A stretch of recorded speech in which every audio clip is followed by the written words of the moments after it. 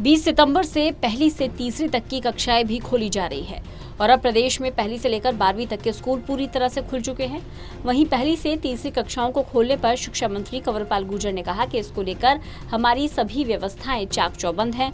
उन्होंने कहा, जिस प्रकार से पहले स्कूल खोले गए थे तब भी हमने यही कहा था कि स्टेप बाय स्टेप स्कूल खोले जाएंगे और जैसी परिस्थितियां होंगी उसके अनुसार फैसला लिया जाएगा। क्योंकि जब पहले स्कूल खोले गए तब भी इस तरीके के सवाल उठ रहे थे कि तीसरी लहर आएगी, लेकिन हमने कहा था हम तीसरी लहर का इंतजार नहीं कर सकते, हमने स्कूल खोलने शुरू किए। अब हरियाणा में 20 तारीख से पहली से लेकर 12वीं तक के स्कूल पूरे तरीके से खुल जाएंगे।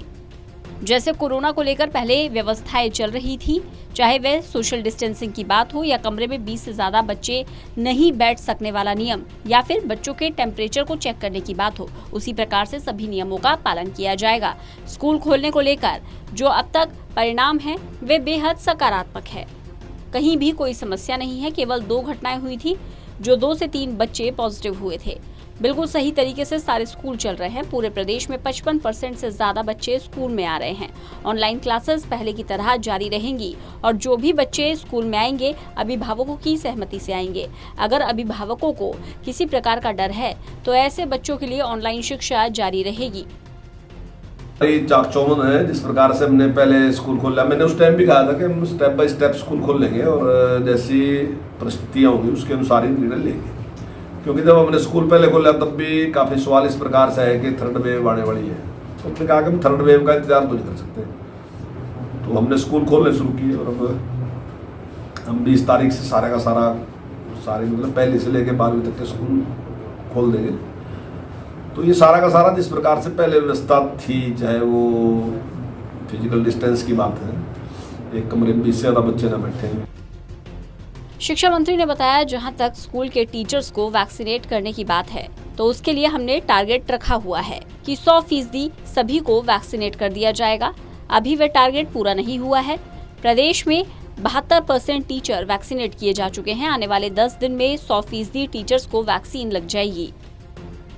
हमने टारगेट रखा था 100% वैक्सीनेट करने का रखा था, वो तो खैर हम अचीव नहीं कर सके, लेकिन अभी तक 72% टीचर जो हैं उनको वैक्सीनेट किया जा चुका है। और मैं ऐसा विश्वास करता हूं कि आने वाले 10 दिन में हम इसको 100% तक ले जाएंगे। हाँ, ऑनलाइन क्लासेस पहले एक तरह रहेंगी और जो बच्चे आएंगे वो अभिभावकों की सहमति से आएंगे।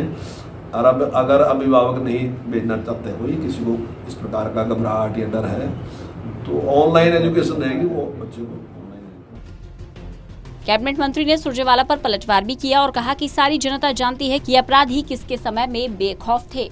उन्होंने कहा, पहले के समय में किस प्रकार से लोगों को प्लॉटों पर कब्जा दिया जाता था, किस प्रकार से गलत काम होते थे। आज किसी की हिम्मत नहीं, कोई सोच भी नहीं सकता कब्जा करना है या गुंडागर्दी करनी है। उन्होंने कहा, जहां पर बीजेपी की सरकार है वहां गुंडागर्दी खत्म हो गई है। हमारे नजदीक ही उत्तर प्रदेश है, यहाँ पर पहले लोग शाम के समय बाहर जाने से डरते थे, अब रात के समय भी बिना किसी डर के घूम रहे हैं।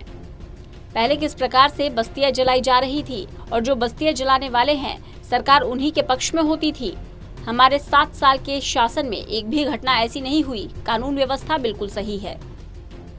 किस प्रकार से लोगों के प्लाटों में कब्जे होते थे, किस प्रकार से गलत काम होते थे, गुंडागर्दी किस प्रकार से होती थी, आज किसी की हिम्मत नहीं है, वो सोच भी नहीं सकता कि इस प्रकार से किसी के प्लाट पे कब्जा करना, गुंडागर्दी करना। और बीजेपी की सरकार कभी भी कहीं भी रही है, चाहे हमारे पास ही उत्तर प्रदेश है, आप देखते हैं कि शाम के टाइम किसी की हिम्मत नहीं होती थी जाने की। मतलब जो यूपी वाला भी था वो भी सोचता था कि भाई अभी रात को तो यही रुक जो, सुबह जाएंगे। और अगर हमारी भी रिश्तेदारियाँ तो हम भी शाम के टाइम वहाँ दिन छिपने के बाद जाने थे। लेकिन आज तो चाहे रात के 12 बजे यूपी में भी इसी प्रकार से घूम रहे, जैसे पहले हरियाणा में घूमते थे ऐसे यूपी में घूम रहे।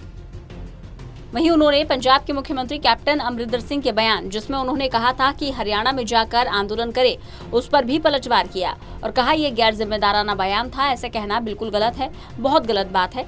ऐसा कहना कि यहाँ आंदोलन ना करें, यहाँ आर्थिक नुकसान हो रहा है, आंदोलन हरियाणा में जाकर करें। इससे ये बात भी कहीं ना कहीं स्पष्ट हो गई है कि इस आंदोलन में कांग्रेस की भूमिका है। मैं मानता हूँ कि इस आंदोलन में कोई भी पार्टी या कोई भी दल भूमिका में है तो वह गलत है।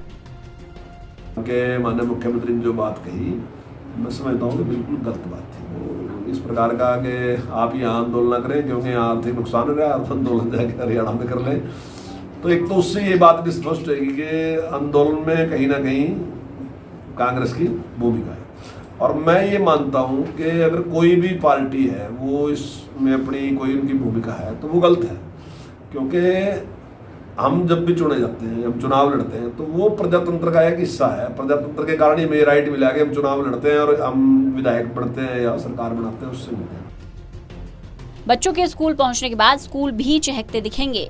साथ ही जो विद्यार्थी स्कूल आने की बजाय ऑनलाइन पढ़ाई करना चाहते हैं उनको ऑनलाइन पढ़ाई की अनुमति रहेगी। बच्चे माता पिता की लिखित अनुमति के बाद ही स्कूल में पढ़ने आ पाएंगे। साथ ही कोरोना से बचाव के लिए भी सावधानी बरतने की सलाह दी गई है। यमुनानगर से टोटल न्यूज के लिए राहुल सहजवानी की रिपोर्ट।